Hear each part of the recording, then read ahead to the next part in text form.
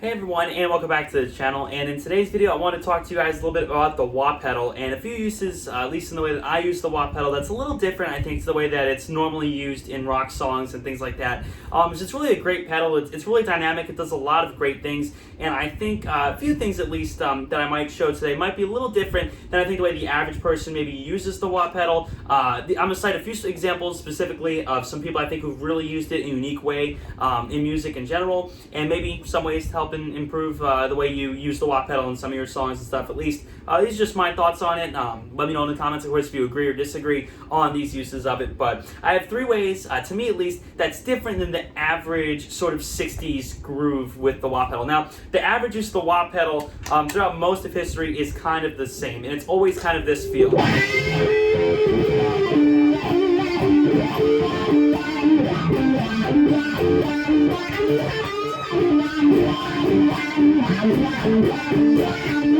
And nothing wrong with that. That's a wonderful use. And that's kind of the main purpose of the wah pedal, is to just add to the groove, to add a little bit to a rock groove of sorts. But I think a few different reasonings behind some of the really great rock players throughout history has been to add some type of texture to a song that's a little bit different than the average just sort of 60s group. So the first usage I want to show of the wah pedal that I like an awful lot is with clean playing. So if you have a clean riff, any type of clean riff,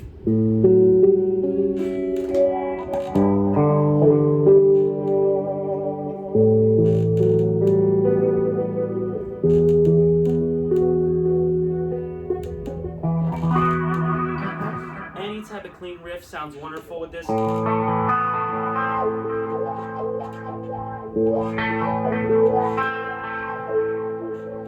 a bit of dimension, adds a bit of space to some type of clean riff, no matter what type of clean riff you want to play. But the wah pedal isn't commonly really used for clean stuff, except for Hendrix, who from time to time would use, some.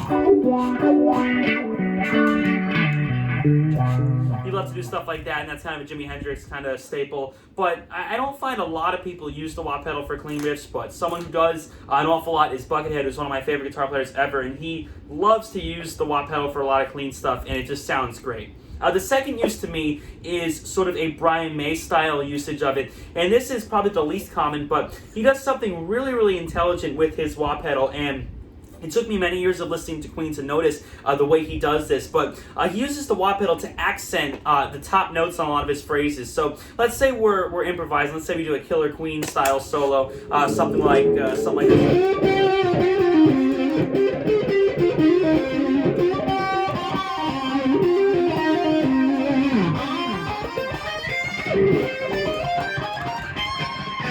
So what he's doing essentially is using the top of the pedal, which is the treble end, to add a lot to those top notes. So if he's finishing off a phrase, let's say the phrase ends on an F. If he's finishing off that phrase, he's going to end like this.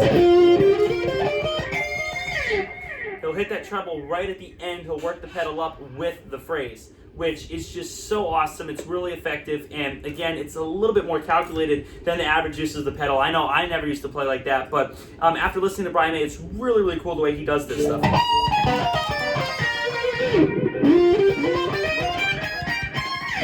He loves to accent that, and again, that's what the wah pedal does wonderfully. It just changes the amount of bass and treble. It's like an EQ in a way, but the rapid shift in bass and treble is what gives it that wah sound. That's what gives the wah pedal sound, is that change in bass and treble. So Brian May knows this very well in Queen, and that's basically how he does it. Now the third usage and the final usage is just absolutely wonderful. Definitely the only reason I use the pedal nowadays, since really classic rock isn't really what I play much of all that much anymore.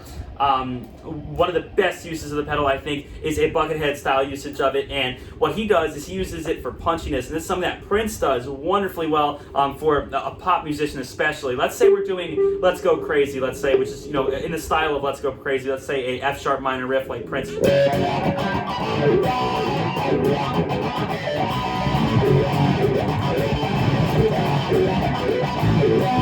do something like that, and then at the end of that song, Let's Go Crazy, let's say you're improvising like him, at the end of that song, he does a riff just like this, and what he does is he scoops the pedal all the way up and leaves it in treble position. He doesn't use the wah pedal for that wah sound, but he uses it as like a treble booster, and it's just incredibly brilliant to listen to. So here's how Prince uses it.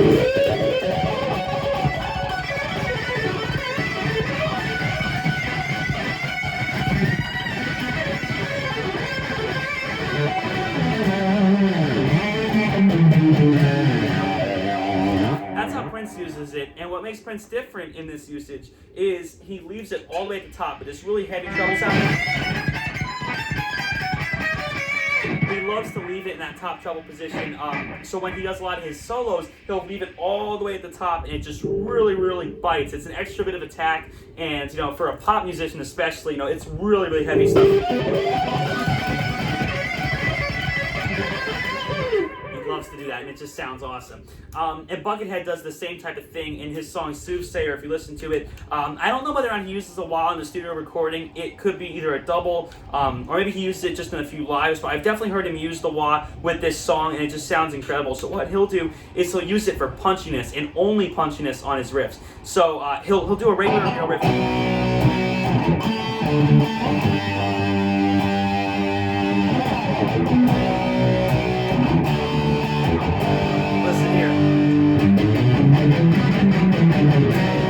That's what he did, this little spot.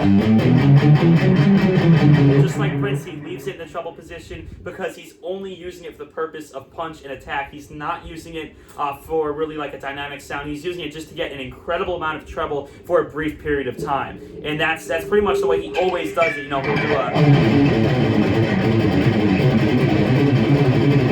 do even a power chord, my pick fell.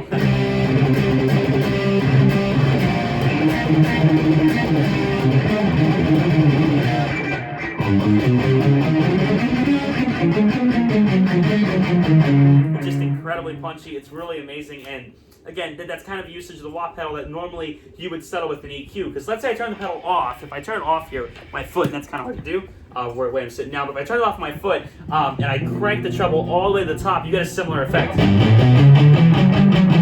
Exact same feel because the treble is all the way at the top, but again, your guitar normally won't sound good with the treble all the way at the top, so he's able to get that effect with the wah pedal. But those are just 3 usages. I hope you guys enjoyed the video. Let me know, of course, down below in the comments any future videos I want to see. I'm going to continue doing those reaction style videos because I think those are pretty fun to do. But yeah, this is just my mindset on the wah pedal. Again, it's a pedal I think is really, really underrated, and only in recent time has become a little bit more clear to me some of the uses of it. So if you guys enjoyed, make sure to drop a like, subscribe if you guys are new, and of course, let me know down below in the comments your thoughts and everything I said. Of course, all of this is just conjecture, just theory. So let me know down below in the comments you guys' thoughts and everything, and I'll see you guys on the next video.